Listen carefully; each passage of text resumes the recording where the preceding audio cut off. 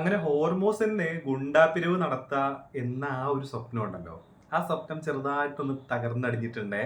Trump പറഞ്ഞത് നിങ്ങൾക്ക് ബാക്കിയുള്ള രാജ്യങ്ങൾക്കൊക്കെ എണ്ണ കിട്ടാൻ വേണ്ടിയിട്ട്, ഹോർമൂസ് സ്വതന്ത്രമാക്കാൻ വേണ്ടിയിട്ട് ഞങ്ങൾ കുറെ പട്ടാളക്കാരൊക്കെ അവിടെ കൊണ്ടുവന്നിടുന്നുണ്ട്, ഞങ്ങൾ കുറെ പൈസയൊക്കെ ചെലവാക്കുന്നുണ്ട്. അപ്പോൾ സമ്പന്നരായിട്ടുള്ള രാജ്യങ്ങളുടെ കയ്യിൽ നിന്നും ഞങ്ങൾ അത് ഈടാക്കുമെന്നാണ് ട്രംപ് പറഞ്ഞത്. അപ്പൊ അത്യാവശ്യം നല്ല സമ്മർദ്ദം കാര്യങ്ങളൊക്കെ വന്നപ്പോൾ ചെറുതായിട്ടൊന്ന് യു ടേൺ അടിച്ചിട്ടുണ്ട്, അതിൽ നിന്നും പുറകോട്ട് പോയിട്ടുണ്ട്.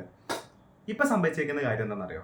അതായത് IRGC പറഞ്ഞേക്കുന്നത് ഈ ഞങ്ങൾക്ക് എണ്ണ കയറ്റുമതി ചെയ്യാൻ പറ്റുന്നില്ല എന്നുണ്ടെങ്കിൽ ആരും ഇവിടുന്ന് എണ്ണ കൊണ്ടുപോകണ്ട എന്നുള്ളൊരു തീരുമാനത്തിലേക്ക് എത്തിയിട്ടുണ്ട്. അതായത് ഹോർമോസ് മാത്രമല്ല ഇത് ലക്ഷ്യം വെക്കുന്നത്. അതായത് അമേരിക്കയുടെ സഖ്യകക്ഷികളും ഒക്കെ എണ്ണ കൊണ്ടുപോകുന്ന ബാക്കി റൂട്ടുകളെ കൂടെ ഡിസ്ട്രപ്റ്റ് ചെയ്യുന്ന രീതിയിലേക്ക് കാര്യങ്ങൾ ചെറുതായിട്ടൊന്ന് മാറുന്നുണ്ട്. അതായത് കിഷൻ ദ്വീപ് അടക്കമുള്ള സ്ഥലങ്ങളിലേക്ക് അമേരിക്ക മാസീവ് ആയിട്ടുള്ള അറ്റാക്ക് നടത്തുന്നുണ്ട്.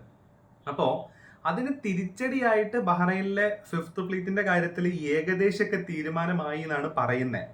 അപ്പോൾ ആ സമയത്താണ് ഇപ്പൊ US സെൻകോം ആക്ച്വലി ഇന്നൊരു പോസ്റ്റ് ഇട്ടിട്ടുണ്ടായിരുന്നു. അപ്പോൾ ആ പോസ്റ്റിൽ പറയുന്ന കാര്യം എന്താ വെച്ച് കഴിഞ്ഞാൽ, since restarting the naval blockade against Iranian port 17 hours ago, US forces have redirected 2 commercial vessels attempting to run blockade. The US military remains vigilant and prepared to ensure full compliance. എന്നാണ് ഇപ്പൊ പറഞ്ഞിരിക്കുന്നത്. അതായത് ഇറാന്റെ തുറമുഖങ്ങൾക്ക് നേരെ എന്ത് ചെയ്തിട്ടുണ്ട്? ഈ പറയുന്ന നാവൽ ബ്ലോക്കേഡ് വീണ്ടും കൊണ്ടുവന്നിട്ടുണ്ട്. അപ്പൊ ഇറാൻ പറയുന്ന കാര്യം എന്താ വെച്ച് കഴിഞ്ഞാല്, ഞങ്ങൾക്ക് എണ്ണ കൊടുക്കാൻ പറ്റുന്നില്ല എന്നുണ്ടെങ്കിൽ, ഞങ്ങൾക്ക് എണ്ണ വിൽക്കാനും വാങ്ങാനും ഒന്നും പറ്റുന്നില്ല എന്നുണ്ടെങ്കിൽ വേറെ ഒരുത്തനും ഇനി വാങ്ങണ്ട, ബാക്കി എല്ലാ പറയുന്ന റൂട്ടുകളും ഡിസ്ട്രപ്റ്റ് ചെയ്യും എന്നുള്ള കാര്യത്തിലേക്ക് ഏകദേശമൊക്കെ ഇറാൻ എത്തുന്നുണ്ട് എന്നുള്ളതാണ്.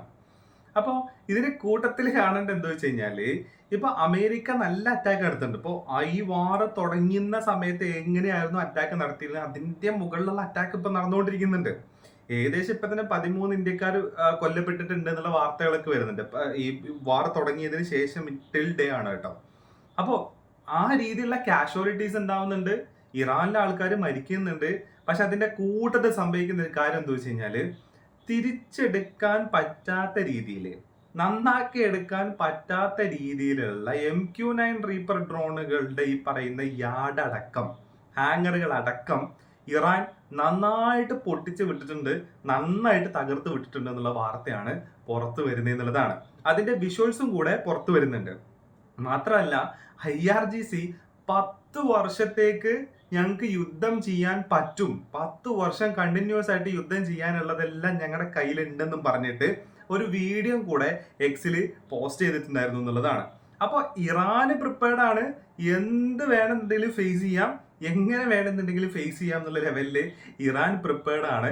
മാത്രമല്ല ഇപ്പൊ ന്യൂക്ലിയർ അറ്റാക്കിലൂടെ അല്ലെങ്കിൽ ഇനിയിപ്പോ ഈ മുജ്തബ കമനി അടക്കമുള്ള ലീഡർഷിപ്പിനെ കൊല്ലാനാണ് അമേരിക്കയുടെ പ്ലാൻ എന്നുണ്ടെങ്കിൽ, അത് നടക്കാതിരിക്കാൻ വേണ്ടിയിട്ട്, റെജീം ചേഞ്ച് അവിടെ സംഭവിക്കാതിരിക്കാൻ വേണ്ടിയിട്ട് ഈ പറയുന്ന ഡൂംസ്ഡേ വിമാനം റഷ്യ അവിടെ കൊണ്ടുപോയി ഇറക്കാൻ കൂടെ ചെയ്തിട്ടുണ്ട് എന്നുള്ളതാണ്.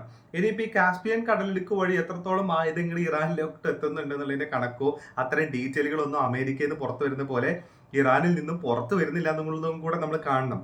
അതായത് ഒരു ബാക്കപ്പ് ഇല്ലാതെ ഒരിക്കലും അമേരിക്കയോടും ഇസ്രായേലിനോടും ഇങ്ങനെ നേർക്ക് നേർ നിൽക്കുന്ന രീതിയിലേക്ക് ഇറാൻ പ്ലാൻ ചെയ്യത്തില്ല. എന്തോ ഒരു പ്ലാൻ എന്തായാലും ഇവരുടെ കയ്യിലുണ്ട്. എസ്കലേറ്റ് ചെയ്ത് പോവാണ്, കാര്യത്തിൽ ഒരു തീരുമാനമാവുന്നില്ല എന്നുള്ള സ്ഥിതിവിശേഷങ്ങളിലേക്കാണ് വരുന്നതെന്നുണ്ടെങ്കിൽ, മൊത്തത്തിലുള്ള ഇന്ത്യൻ മഹാസമുദ്രത്തിലൂടെ ഒഴുകുന്ന എല്ലാ ഈ പറയുന്ന എണ്ണ കപ്പലുകളെയും അതേപോലെ തന്നെ എണ്ണ റൂട്ടുകളെയും ഡിസ്റപ്റ്റ് ചെയ്യുന്ന രീതിയിലേക്ക് ഇറാൻ മുന്നേ പറഞ്ഞ ഒരു ബാരൽ എണ്ണയ്ക്ക് $200 എന്ന് പറയുന്ന കാര്യത്തിലേക്ക് ഇറാൻ അത് എത്തിക്കാനും സാധ്യതയുണ്ട് എന്നുള്ളതാണ്. അപ്പൊ ഈ രീതിയിലാണ് ഇപ്പൊ ഡെവലപ്മെന്റ്സ് ഉണ്ടായിക്കൊണ്ടിരിക്കുന്നത്. അങ്ങോട്ടും ഇങ്ങോട്ടും ശക്തമായ അടിച്ചുകൊണ്ടിരിക്കുന്നുണ്ട്. ഈ അടിക്കൊക്കെ ശേഷം ഇറാൻ എന്ന് പറയുന്ന രാജ്യം മുന്നേ അബ്ബാസ് അറാഗ്ചി പോസ്റ്റ് ചെയ്ത പോലെ തന്നെ വർഷങ്ങളോളം പലതരത്തിലുള്ള അധിനിവേശങ്ങളും പലതരത്തിലുള്ള ആക്രമണങ്ങൾ ഉണ്ടായിട്ടും ഇറാൻ അവിടെ നിലനിന്നിട്ടുണ്ട്. പക്ഷേ ട്രംപിന്റെ കാര്യത്തിൽ എന്താവും എന്നുള്ള കാര്യത്തിൽ ഇപ്പൊ നല്ല സംശയമുണ്ട്. കാരണം ഓൾറെഡി ഇൻഫ്ലേഷൻ ഇങ്ങനെ ചെറുതായിട്ട് സ്റ്റാർട്ട് ചെയ്യുന്നുണ്ട് അമേരിക്കയിൽ നിന്നും കൂടിയാണ് പറയാനുള്ളത്.